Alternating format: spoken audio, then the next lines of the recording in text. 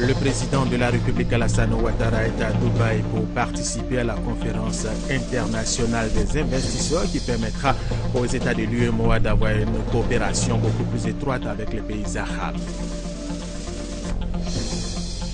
Ce matin, il y a eu à l'immeuble CCI la cérémonie officielle marquant le retour de la Banque africaine de développement. C'était en présence du Premier ministre Daniel Kablan-Denkong.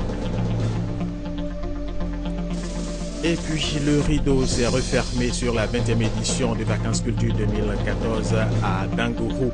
Une édition qui a été primée dans 4 disciplines sur les 12 du concours. Mesdames et messieurs, bienvenue et merci de regarder RTI 1. Nous émettons à partir d'Abidjan. Le président de la République Alassane Ouattara a quitté Abidjan hier dimanche pour Dubaï. Il est arrivé ce lundi. Le chef de l'État est à Dubaï pour participer à la conférence internationale des investisseurs qui permettra aux États de l'UEMOA d'avoir une coopération beaucoup plus étroite avec les pays arabes. Awa Touré. Le président de la République Alassane Ouattara, à son arrivée à Dubaï, aux Émirats arabes unis, a été accueilli par Mme Rim Al-Hachami, ministre d'État. Le chef de l'État est à Dubaï, place financière importante des Émirats arabes unis, pour prendre part à la conférence internationale des investisseurs.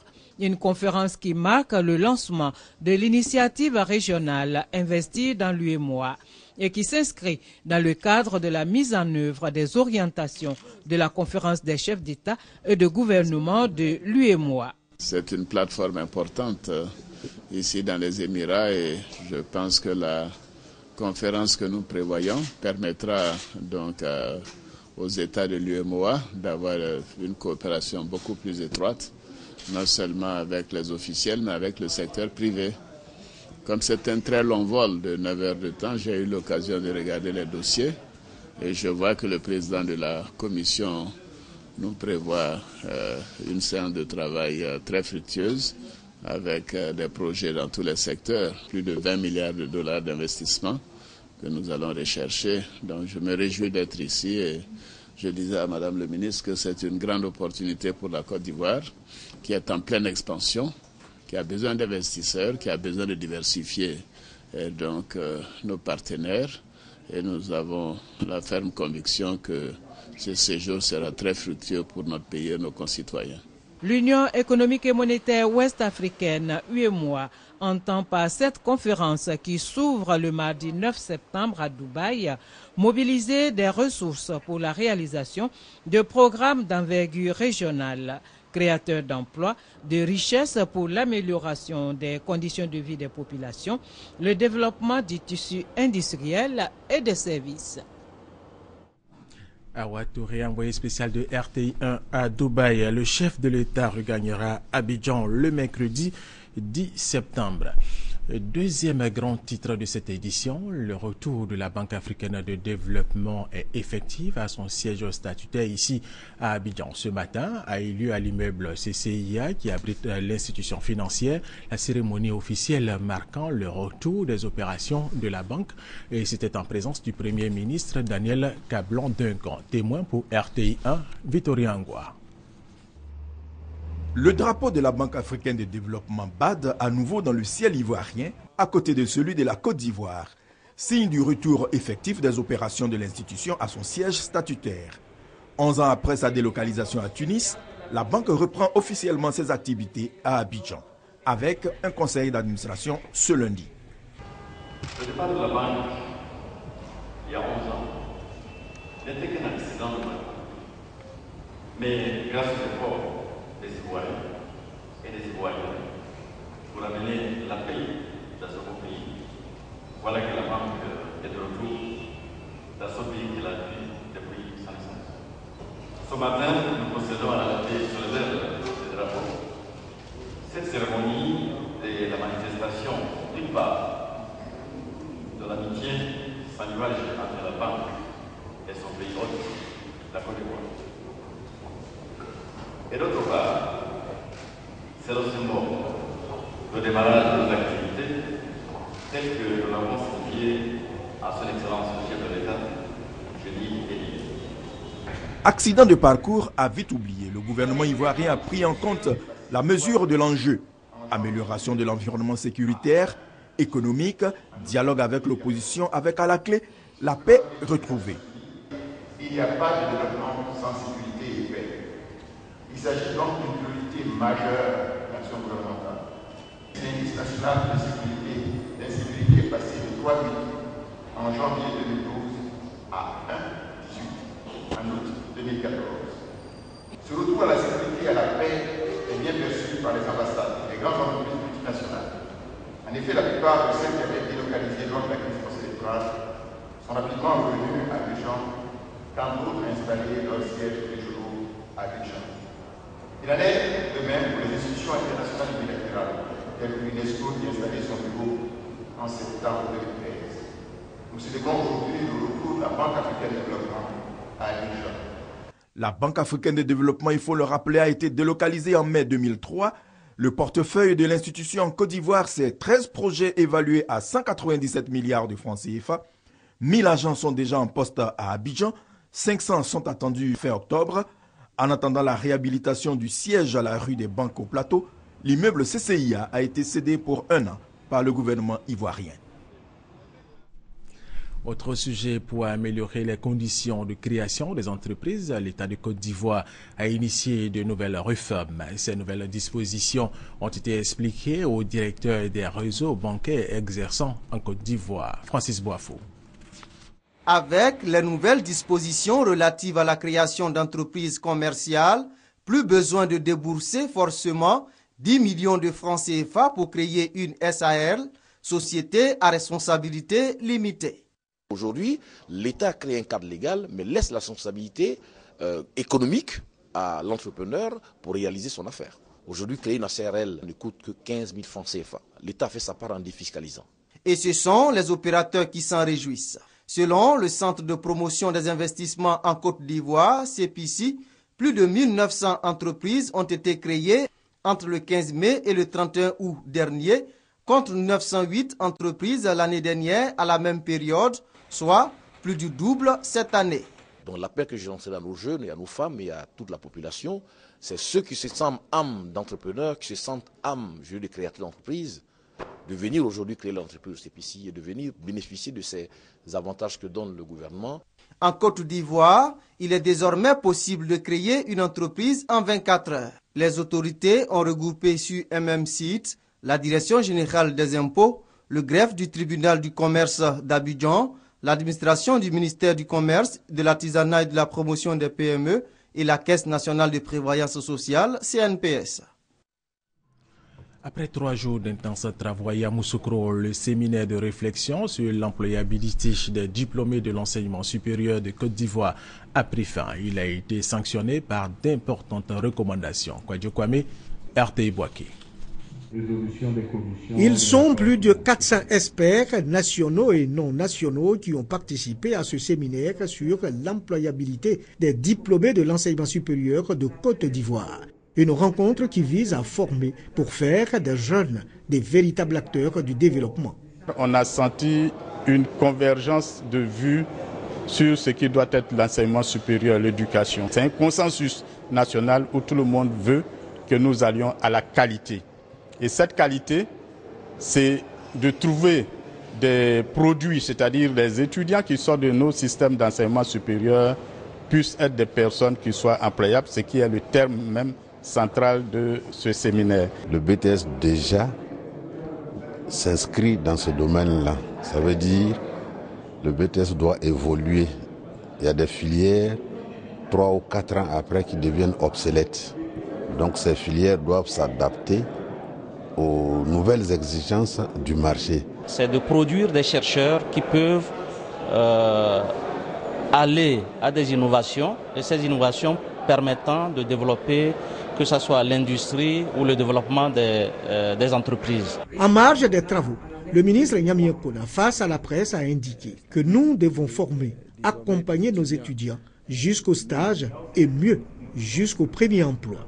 Il a aussi rendu un hommage très appuyé au président de la République pour tout ce qu'il entreprend pour l'éducation en faveur de la jeunesse ivoirienne.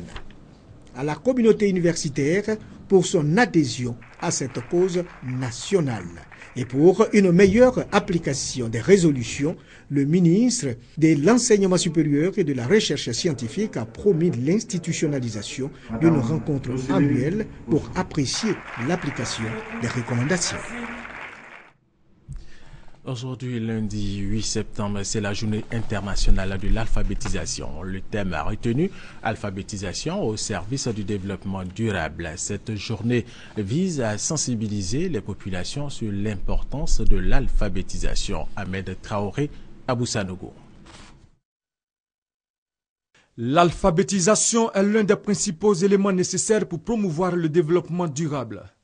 Elle donne aux individus les moyens de prendre les bonnes décisions dans les domaines de la croissance économique, aussi pour le développement social et de l'intégration environnementale. D'où cette année le thème « Alphabétisation au service du développement durable ». Nous nous félicitons de lors du thème de la présente journée « Alphabétisation au service du développement durable ».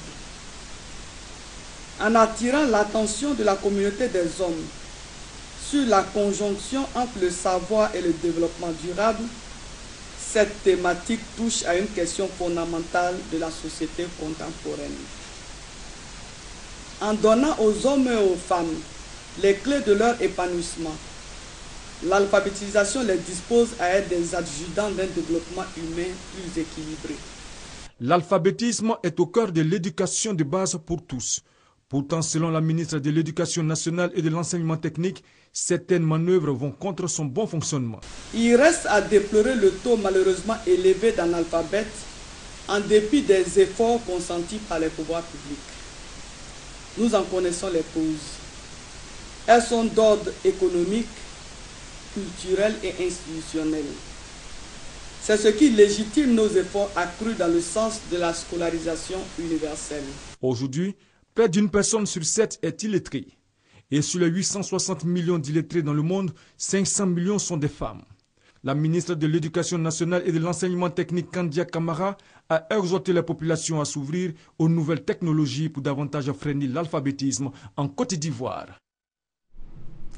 20 agents alphabétiseurs viennent de bénéficier d'une formation de la part du Conseil danois pour renforcer leurs connaissances. Ils devront former à leur tour plus de 2500 personnes dans le département de Tabou. Thérèse Tapeyoboué. Éducation financière, compétences de vie courante, hygiène environnementale, santé et droits de l'homme. 5 modules, en plus de l'alphabétisation, objet de la formation de cette vingtaine d'agents alphabétiseurs de Tabou dans la région de San Pedro. Ces agents sont chargés à leur tour de former environ 2500 personnes vulnérables des zones de Tabou, Taï et Zagné. Cette cible, identifiée par le Conseil danois pour les réfugiés, va bénéficier de plusieurs activités génératrices de revenus, comme l'élevage, la pêche, le petit commerce, l'agriculture. L'objectif, selon Florent Okun, coordonnateur national de ce projet dénommé « Alphabétisation des populations rurales », est de sortir ces personnes des zones reculées de la pauvreté. Ce projet est à sa deuxième phase. La première phase, déroulée en 2013, a permis de former et d'appuyer plus de 2000 personnes vulnérables. Il bénéficie de l'appui financier du Haut Commissariat des Nations Unies pour les réfugiés et du Fonds danois. Les services de délivrance de titres de transport se rapprochent désormais des populations avec la création de centres de gestion intégrés à l'intérieur du pays. Et dans ces localités, le permis de conduire et la carte grise sont délivrés rapidement, nous dit Charles Tatou de RTI Boaké. La nouvelle réforme du ministère des Transports veut que désormais, le permis de conduire et la carte grise soient délivrés en un temps record. Cette exigence profite réellement aussi bien à la population qu'aux responsables des auto-écoles. Pour s'en apercevoir, il suffit de se rendre dans les différents centres de gestion intégrés créés à Abidjan et à l'intérieur du pays, notamment dans les chefs-lieux de région. À Boaké, le centre a une capacité de délivrance de 400 titres de transport par jour. Les dossiers qui sont enregistrés dans la journée, je vais dire de 7h30 à midi, on a une cinquantaine et la restitution se fera vers 17h. Maintenant, ceux que nous prenons de midi à 17h, la restitution se fait le lendemain entre 7h30 et midi. À Yamoussoukro, les responsables des auto-écoles en visite des lieux de délivrance de permis de conduire reconnaissent les bienfaits et les performances du centre de gestion intégré. Au début, on n'avait pas bien compris le bien fondé, mais aujourd'hui, nous nous rendons compte que c'est dans notre intérêt. Ça crédibilise plus les auto-écoles, ça donne plus de valeur au permis de conduire. Parce que le permis de conduire, à un certain moment, était devenu un business. Aujourd'hui, on s'est rendu compte que c'est devenu une profession. Et le ministre n'a fait que nous remettre ce qui nous revient de plein droit. Avec les auto-écoles, c'est vraiment difficile. Maintenant, avec ce nouveau processus-là, bon, on attend de voir, peut-être que ça ira plus mieux. Parce que déjà, on nous dit que dès qu'on aura fini ce soir-là, bon, comme il se fait tard, peut-être d'ici demain, déjà, on aura notre permis. C'est vraiment une grande joie. Je suis là depuis ce matin. J'attends. Il y avait assez de monde. On est patient. Le centre de gestion intégré compte 3 services. Le service biomédical, celui de l'authentification des documents et le KIPUS pour l'enregistrement physique des usagers. Rendons-nous maintenant à Tiémé-le-Cros, zone de forte production de riz. Mais dans cette localité, les riziculteurs sont confrontés à d'énormes difficultés et ils s'organisent comme ils peuvent pour commercialiser leur production. Ouattara Amadou et Kader Sogodogo de RTI Boaké nous parlent de ces difficultés. Regardez. Tiémé-le-Cros, sous-préfecture du département de Mbato dans la région du Moronou, était jadis réputée pour son café et son cacao, dont la production s'élevait à 46 000 tonnes par an dans les années 80. Après la déconvenue de cette ancienne boucle du cacao, aujourd'hui la production de riz connaît un essor pour l'autosuffisance alimentaire des populations estimée à 40 000 âmes. Je peux faire 10 hectares. Des fois, je peux faire 11 hectares. Je fais américain, je fais adamé ici. Si pluie vient bien là, je trouve 12 tonnes, des fois 11 tonnes. Mais si pluie n'a pas venu là, peut-être c'est 8 tonnes, 7 tonnes. Des fois, si le riz commence à sortir là, bon, on paie kilo 375. Si le riz sort beaucoup là, maintenant on prend ça à 360. J'ai 8 enfants. Tout le monde enfant là-bas à l'école. Décider de faire le riz parce que c'est ce qu'on fait ici, ça nous rapporte. On arrive à faire nos petits besoins, on nourrit nos petites familles avec. Avec le riz, on fait un peu de conduire. Cette forte production de riz a engendré de nouveaux petits métiers. Ce qui ne déplaît pas d'ailleurs à la population, composée à 85% d'agriculteurs. Pour la seule commune de Tiémé-le-Cros, 11 moulins de décortiquage de riz fonctionnent en plein temps, surtout en période de récolte. Par jour, on peut piler 10 tonnes. Sans riz, là, on ne peut rien faire. Il n'y a pas de société où on peut aller. Cependant, la moisson de riz de Tiémé-le-Cros rencontre d'énormes difficultés quant à sa commercialisation. Nous ne sommes pas suivis par les gens. Souvent, quand on fait le riz, on a besoin des produits à part euro. Souvent, les acheteurs même, on n'en a pas. Pour la municipalité, ces difficultés de commercialisation pourraient se résoudre si seulement les jeunes producteurs, aujourd'hui les plus nombreux, se mettaient en coopérative. Au niveau de la commune, quand on convoque des réunions de jeunes en vue de les réorganiser, ils ne viennent pas. En attendant que le producteur de riz de Tiémé-le-Cros s'organise pour trouver une solution afin de mieux jouir du fruit de leur labeur, les différentes variétés de riz sont consommées localement dans les restaurants de cette commune. Le riz de Tiémé-le-Cros est d'une bonne qualité. Quand tu manges, vraiment c'est tellement doux. Ça a un bon parfum. Même les gens d'Abidjan, même, c'est ici, ils viennent faire leur commande de riz pour aller manger. Si consommer ivoirien c'est malin, il serait d'autant mieux que les structures spécialisées dans la commercialisation de produits vivriers soient plus regardantes du côté de Tiémé-le-Cros, situé à environ 30 km de piste de la ville de Dembokro. Cela pour faciliter l'écoulement de la quantité de riz qui demeure inestimable à cause du manque d'organisation des producteurs.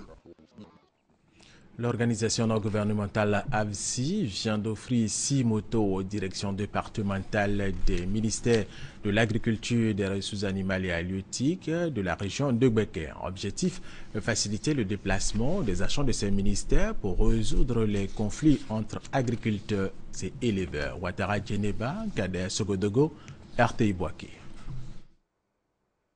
Les conflits agriculteurs-éleveurs sont récurrents dans la région de Becker. En vue de contribuer à la création d'un environnement pacifié, l'ONG AFSI, en partenariat avec l'Union européenne, a mis en place un projet dénommé Triangle Pacifique, un projet d'accompagnement à la cohésion et à l'intégration sociale fondé sur les initiatives communautaires. Le bureau de Bouaké de l'ONG AFSI vient de faire don de 6 motos d'une valeur de plus de 4 millions de francs CFA aux directions départementales des ministères de l'Agriculture et des Ressources animales et halieutiques de la région de Béké. Cette action vise à renforcer leurs capacités opérationnelles dans la résolution des conflits agriculteurs-éleveurs. Comme les ministères sont eux qui gèrent les conflits, surtout les constats des dégâts faits par une partie ou par l'autre, on a remis les motos pour leur permettre de se rendre sur le terrain. Ce geste de haute portée n'a pas laissé indifférent les bénéficiaires. Ce geste que l'ONG AVSI vient de nous faire est un grand geste qui va nous permettre de multiplier nos actions. Il vient de nous offrir des motos qui seront utilisées à bon escient. C'est vrai que ces conflits ne seront pas totalement anéantis, mais ça va contribuer à régler au maximum ces conflits-là. D'une durée de 3 ans, le projet Triangle Pacifique sera réalisé dans 45 villages des départements de Bouaké, Sakassou et Béoumi. 3 axes d'intervention sont au menu des activités de ce projet, dont le renforcement des capacités de médiation et de gestion des conflits des acteurs locaux. L'ONG AFSI est présente en Côte d'Ivoire depuis 2008. La 9e session ordinaire de la conférence des ministres sur la coopération halieutique entre les États africains riverains de l'océan Atlantique s'ouvre officiellement ce lundi à Rabat au Maroc. Mais avant, rappelons que la Côte d'Ivoire a été désignée pour diriger cette organisation les 2 années à venir.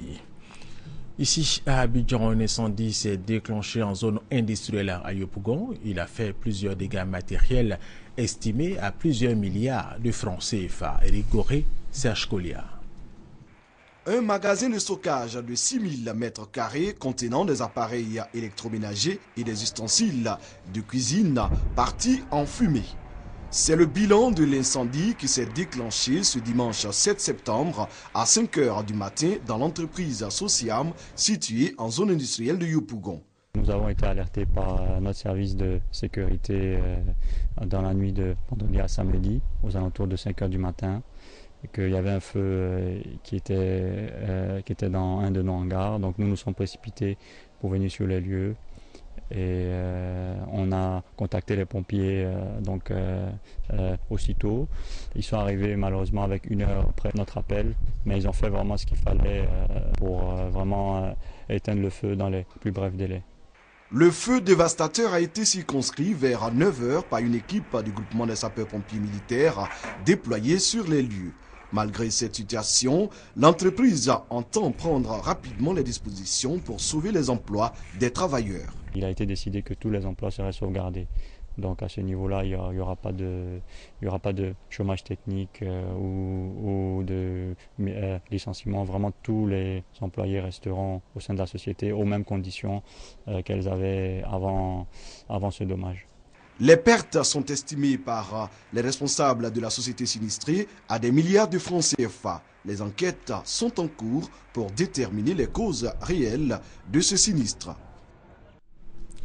Tout à fait autre chose, le rideau s'est refermé sur la 20e édition de Vacances Culture 2014 à Bangouro. Une édition qui a été primée dans 4 disciplines sur les 12 du concours. Franck Quadjo. La commune d'Abengourou. Abengourou, grand vainqueur de Vacances Culture 2014. La ville organisatrice de la 20e édition se taille la part du lion. Première en sculpture et en orchestre traditionnel, 2e en mode et 3e en chorale. Dans la discipline, c'est être rigoureux. Voilà, c'est ça notre secret. Et puis, il faut dire qu'on était solidaires. Après 5 jours de compétition, les 92 groupes venus de 32 régions de la Côte d'Ivoire peuvent célébrer leurs efforts, de la joie, de la tristesse, mais énormément de promesses. Marcel Kouchadan, lauréat en peinture avec une toile bien expressive. Ici, à travers ce tableau, chaque pointe représente une personne vivant sur le territoire ivoirien.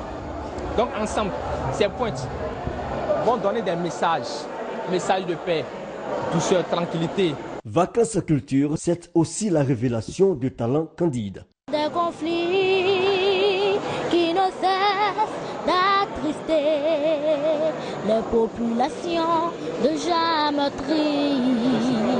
En somme, une fête pleine, mais des organisateurs lucides. Les moyens financiers qui ont obligé le comité d'organisation à moduler complètement son programme pour s'adapter, n'est-ce pas, aux moyens mis à disposition. Donc certaines activités ont été exécutées, mais en limitant vraiment les prestations. Autre ambiance, quelques heures plus tard au concert de clôture, une façon de baisser les rideaux sur l'édition 2014 avec panache. La Constitution le dit, le citoyen a droit à l'éducation, le citoyen a droit à la sécurité, le citoyen a droit à la santé, il a aussi droit à la culture.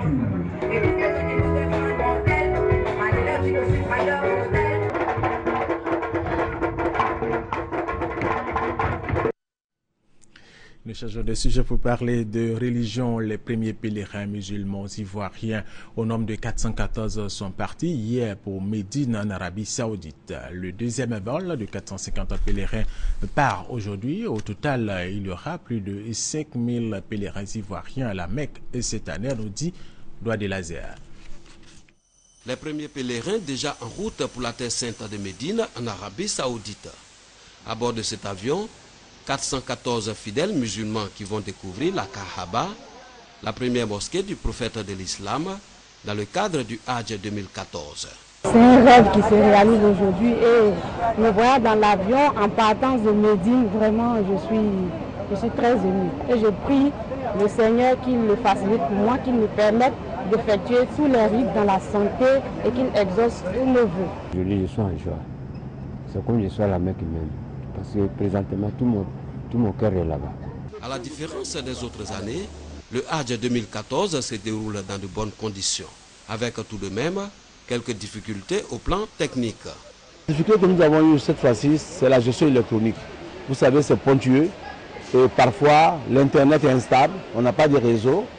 Mais je pense qu'à l'avenir, nous ferons l'effort par l'aide de Dieu pour corriger ces dysfonctionnements. Mais nous avons promis aux Ivoiriens un Hajj sans bruit. Dieu nous a permis de le réaliser. Donc nous souhaitons que les pèlerins soient à l'écoute. Comme ça, quand on les appelle, qu'ils répondent à notre appel. Avec ce premier départ, 526 sur les 5600 candidats sont en attente de leur vol pour le Hajj 2014.